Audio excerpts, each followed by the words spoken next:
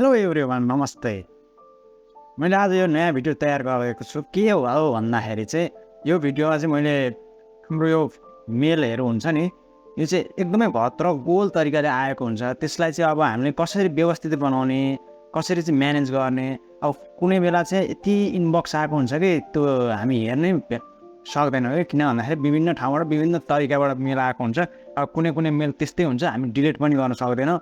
अब यसलाई म्यानेज गरेर चाहिँ अब जसको मेल हो त्यसैकोमा चाहिँ अपडेट कसरी गर्न सकिन्छ भनेर चाहिँ मैले यो भिडियो तयार गरेको छु है। अन्तिमसम्म हेर्नुभयो भने चाहिँ यो हाम्रो आउने मेलहरूलाई चाहिँ तपाईँ इजिली ह्यान्डल गर्न सक्ने गरी म यो म्यानेज गरेर देखाउँछु है। यो मेरो इनबक्स हो, मैले अलरेडी सबै मेलहरू चाहिँ हेरिसकेको छु। म यसलाई फर्दर अब 1 by 1 लेभलमा राख्दैछु होइन। कसरी राख्ने भन्ने कुरा चाहिँ तपाईँले यो भिडियो हेर्दै जाँदाखेरि सबै कुरा बुझ्नुहुनेछ है। अब मैले यहाँ चाहिँ तपाईँहरूलाई चाहिँ लेभल क्रिएट गर्छु कि कस्तो कि यहाँ अहिले सबै मेल चाहिँ प्राइमरीमा आएको छ हेर्नुहोस् होइन। अब यसलाई चाहिँ हामी लेभलमा राख्ने, जसको मेल हो त्यसैको एउटा फोल्डर बनेर चाहिँ त्यसैमा बस्ने र पछि आउने मेलहरूलाई पनि त्यसैमा चाहिँ सो हुने कसरी गराउने भनेर चाहिँ म यो भिडियोमा दर्शाउँदैछु है। अब 1 by 1 म गरेर देखाउँछु। अब यहाँ म सरसर्ती 4-5वटा मेल चाहिँ मल्टिपल टाइम्समा आउने छ होइन। त्यसलाई चाहिँ म अब एउटा लेभल बनाएर चाहिँ त्यसलाई चाहिँ एउटा लेभलमा राख्छु। अनि लेभलमा राखिसकेपछि चाहिँ के हुन्छ भने पछि त्यसबाट त्यो मेलबाट चाहिँ हामीलाई फेरि अरू कुनै मेल आयो भने त्यही लेभलमा आएर बस्छ, प्राइमरीमा देखिँदैन। त्यसले गर्दा यति भद्रगोल हुँदैन है। अब कसरी गर्ने भन्दाखेरि चाहिँ सुरुमा अब लेभल भनेर सुरुमा नबनाउने। अब हाम्रो कुन चाहिँ मेललाई चाहिँ म्यानेज गर्नुपर्ने हो पहिला हामीले त्यसलाई टार्गेट गर्नु पऱ्यो। अब मैले यो नेम लेखेँ, यो मेलबक्स चाहिँ अब मलाई मल्टिपल टाइम्समा आएको छ, यहाँ आएको छ, यहाँ आएको छ, यहाँ आएको छ होइन। यहाँ आएको छ, बेला बेला आइरहेको छ होइन। यो मलाई चाहिने पनि छ भनेदेखि चाहिँ अब मैले यसलाई म्यानेज गर्नु पऱ्यो। एउटा फोल्डर बनाएर त्यहाँ राख्नु पऱ्यो। अपडेट कुनै मेल आयो भने त्यही फोल्डरमा आएर बस्ने हुनु पऱ्यो है। त्यसको लागि चाहिँ हामीले सुरुमा यहाँ टिक गरिदिने है। अब हामीले यो मोर अप्सनलाई क्लिक गरिदिने अनि उयो फिल्टरमा गएर चाहिँ फिल्टर म्यासेज लाइक दोष भनेर छ नि, यहाँलाई क्लिक गरिदिने। यति गरिसके पछाडि यस्तो बक्स खुल्छ। सबै मेल चाहिँ हाम्रो अहिलेसम्म आएको कतिवटा मेल चाहिँ यहाँ फिल्टर भयो है।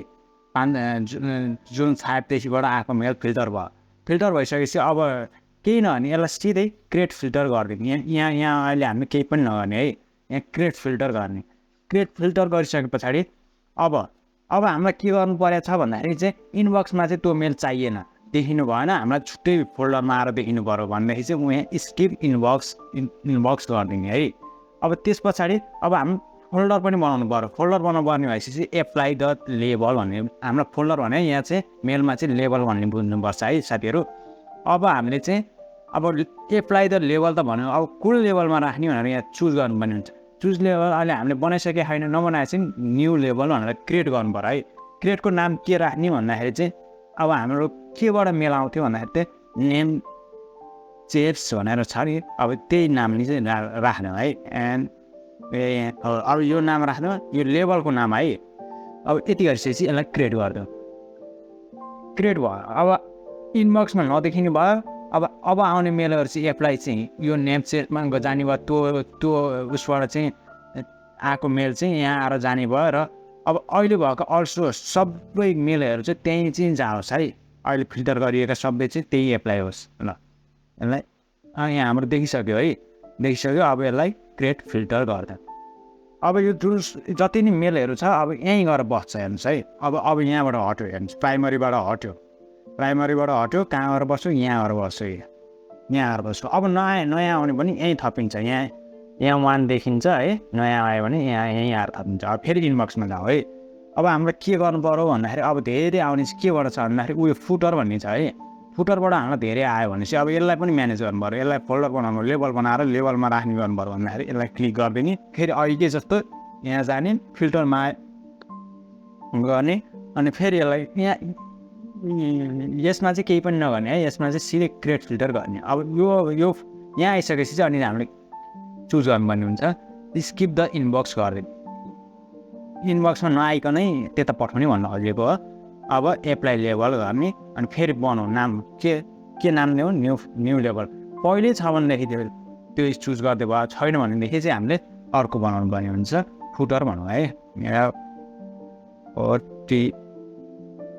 फुटर भनौँ, क्रिएट गर। त्यहाँ गएर बस्ने भयो। अहिले भएका म्याच भएका सबै मेलहरू चाहिँ त्यहीँ गएर बस्नुहोस् भनेर यति गरिसकेपछि यो फुटरमा आयो हेर्नुहोस् है। यहाँ एउटा मेललाई भ्यू पनि गर्नु बाँकी रहेछ। फुटरमा आएर बस्यो हेर्नुहोस् है। अब फुटरको अब यहाँबाट हट्यो हेर्नुहोस् है। यहाँबाट हट्यो, फुटरको यहाँ आएर बस्यो। अब नयाँ मेल आयो भने यहाँ आएर देखिने भयो। जस्तो अहिले 1 भनेर देखियो नि, यहाँ देखियो। खोलेर चाहिँ यहाँ हामीले भ्यू गर्नुपर्ने हुन्छ। यहाँ देखिँदैन, इनबक्समा देखिँदैन है।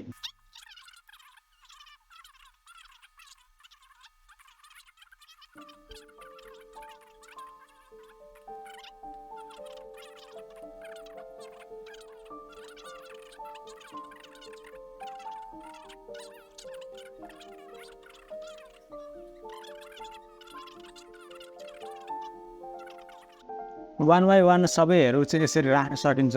यसरी नै हामी कम्प्लिट हामीलाई कुन कुन चाहिने हो त्यो चाहिँ यसरी फोल्डर लेबल बनाएर राखेर अरू बाँकी चाहिँ डिलिट गरिदिन सक्छौँ। अब कुनै चाहिँ हामीलाई अब पछि नचाहियोस् भन्ने हिसाबले गर्नु हो भने चाहिँ हामीले यसलाई गएर चाहिँ अनसब्सक्राइब गरिदिनु पर्ने हुन्छ। यो पछि हामीलाई मेल आउँदैन है। अनि मुभ टु स्पम गरिदिनुपर्छ। यो हामीलाई पछि मेल आउँदैन। अब जुन चाहिँदैन, अब जुन चाहिन्छ यसरी लेबल बनाएर राख्नुपर्ने हुन्छ है। अब यसरी चाहिँ हामीले आफ्नो मेल बक्सलाई चाहिँ म्यानेज गर्न सक्छौँ। जस्तो अहिले यहाँ ट्विटर देखियो, ट्विटरलाई चाहिँ हामी एउटा छुट्टै फोल्डर बनाएर राख्यौँ भने ट्विटरबाट आउने मेलहरू चाहिँ त्यही फोल्डरमा आएर देखिन्छ। जस्तै क्लाउड फेयरबाट चाहिँ आउने मेलहरूलाई एउटा लेबल बनाएर राख्यौँ भने पछि त्यो क्लाउड फेयरबाट आउने मेलहरू सबै त्यहीँ आएर बस्ने हुन्छ होइन। यसरी हामीले चाहिँ इजिली मेलहरू चाहिँ चेक गर्न सजिलो हुन्छ। यसले गर्दाखेरि चाहिँ तर हामीले एउटा लेबल बनाउन सिक्नुपर्छ, जान्नुपर्छ। त्यसैको लागि चाहिँ मैले यो भिडियो लिएर आएँ है। हस्त म यो भिडियोबाट बिदा चाहन्छु। पछि भेटौँला, बाई बाई।